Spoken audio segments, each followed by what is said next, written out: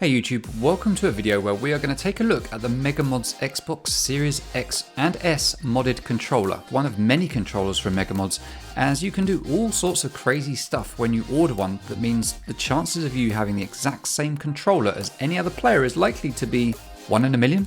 So what makes them so different? Let's take a look at what I spec'd up when MegaModz came to me offering me the opportunity to build my very own controller to review for you guys. The impressions of anything that you buy start out when you receive the package and open it up. On opening the box, you don't find what you imagine will be some custom designed box from MegaModz. Instead, you find it's just a default controller box. One that has been opened already. This is because that is how MegaModz work. You spec up the design and mods you want, they get a default controller and then they modify it for you. As long as you realize this, then the presentation isn't a problem. In the box, you get the controller, a USB cable, and a Game Pass Ultimate code. You don't get batteries, so you will need your own batteries when you buy this controller. Taking the controller out of the box, it's a default controller that's been modified with a lot of components that I am convinced came from Extreme Rates. The designs are all pretty much the same as the Extreme Rate parts that you can buy. The new Series X/S controller has some nice textures. The underside of the grips have a nice grippy texture, as do the triggers. It's a very nice controller to hold, very nice indeed in fact. I assume that this is the same as a standard controller and not just this modded one. Either way, it does feel good in the hands. The obvious things that you will notice though are the 4 lights on the top, and maybe you also spotted the little button underneath. First, let's get the big issue out in the open. This controller has no options right now for back buttons or hair triggers. You can get them on the Xbox One controllers that MegaModz do, but they are not yet ready on the Series X/S controller. So when you buy one of these controllers, you are basically getting a default controller that looks the way you want it to, but there is a little something extra special that you can do that a lot of other controllers don't do, but we will come to that. Every bit of the controller can be designed with what is available on the website to look exactly the way that you want it to. Every visible part of the controller has a design option, and that's an awesome benefit to this controller. The controller I designed, well, it's pretty tame in terms of colors, etc., but I like things simple. There is a large variety of choice though when it comes to attacking your eyeballs with colors and patterns that you can equip this thing with.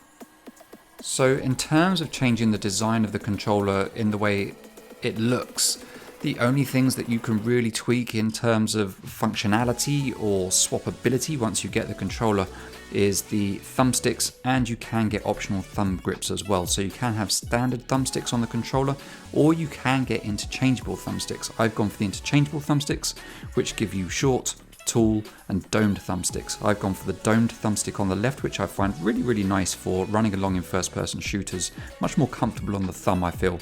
And I've gone with the standard height stick on the right hand side because I really struggle with the tool sticks on the right. I know a lot of people really like the tool sticks for extra control, but for me it just doesn't work out, so I went for the standard stick on the right hand side. So it's nice that you can still get those options. In terms of usability, the triggers are really nice. The texture on the triggers themselves stop your fingers from really slipping off. They do feel good on there. The texture on the underside of the grips, the way it's nice and smooth in the middle of the back, but as you move your fingers out to where the grips are, or to the underside are where your grips would naturally rest when you're holding the controller, the texture there is really nice, and keep the controller there firmly in your hand. The textured grips that I went for, I didn't go for the rubberized ones, I went for the textured ones because I actually like these. I think these are really nice. They feel good in the hands as well. And the thumbsticks feel really good under the thumbs. The buttons, the X, Y, A and B buttons, they look like pills when you have this white color. And they look kind of cool. But they do click very nicely. They do feel very good. The one thing with this controller for me is the D-pad. The D-pad feels very sticky. And quite firm to press. Sometimes it feels like you press it but you don't really get the response on the screen. I'm suspecting that's a problem with the default controller itself. Well, not a problem, it's just a feature that is just a little bit stiffer than the Elite controller that I'm used to. The bumpers, they work just like any other regular controller, and overall, to hold and use, it's really nice. It's just when you come to it from an Elite and you've got used to using hair triggers and paddles, it is a culture shock. It is a culture shock to go back to using what is essentially a default controller. Thank you very much for watching this video. I hope it's been of use to you. If it has, then remember to hit that like button, subscribe to the channel to make sure you don't miss out on any other product reviews that I might do, or any gameplay videos that I might post. If you think a MegaModz controller is right for you, then head over to the website megamodz.com. Thanks again for watching, and I hope to catch you in a future video.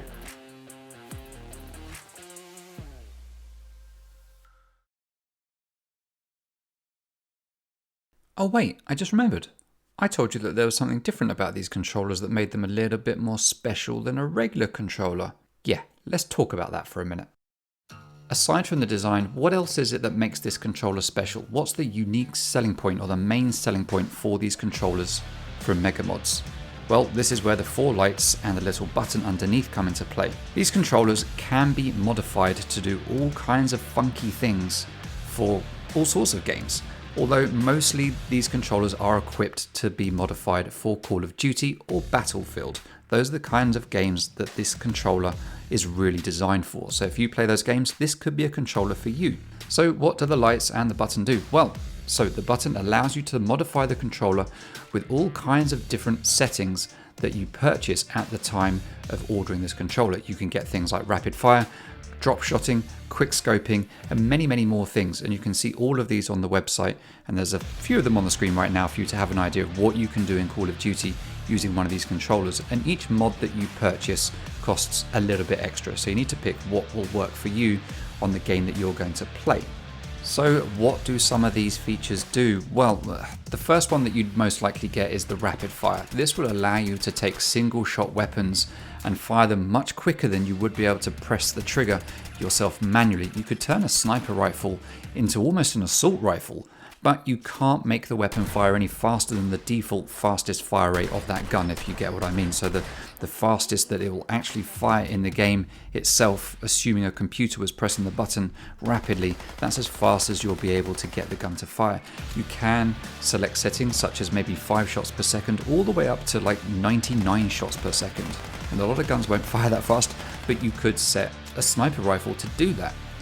Other things, including quick scope, will allow you to, for example, very quickly scope, fire one shot, and then unscope. You'll get a drop shot option if you want that, where you could drop shot and fire at the same time, or jump up and fire.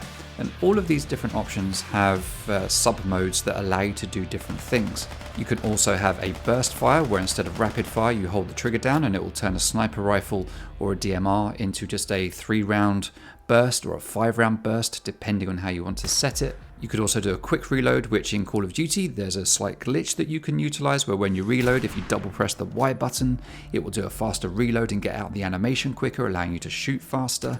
And there's all kinds of things like this that this controller can be programmed to do with many sub modes that allow you to alter those settings to an even granular level, turning this into a controller that can turn you into an absolute beast on the battlefield. An absolute beast. However, with that in mind, it is worth noting that it is a very unfair advantage going up against other players that do not have a controller that does this kind of thing.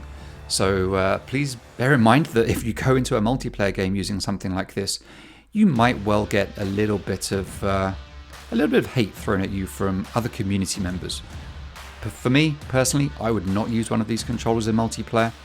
For a single player game, absolutely, go ahead, use it. But multiplayer, that's on you as to whether or not you would use this. It isn't compatible with every game. There are settings mainly for Call of Duty, but you might find it works in some other games. Thank you very much for watching this video. I hope it's been of use to you. If it has, then remember to hit that like button, subscribe to the channel to make sure you don't miss out on any other product reviews that I might do, or any gameplay videos that I might post. If you think a MegaModz controller is right for you, then head over to the website megamodz.com. Thanks again for watching, and I hope to catch you in a future video.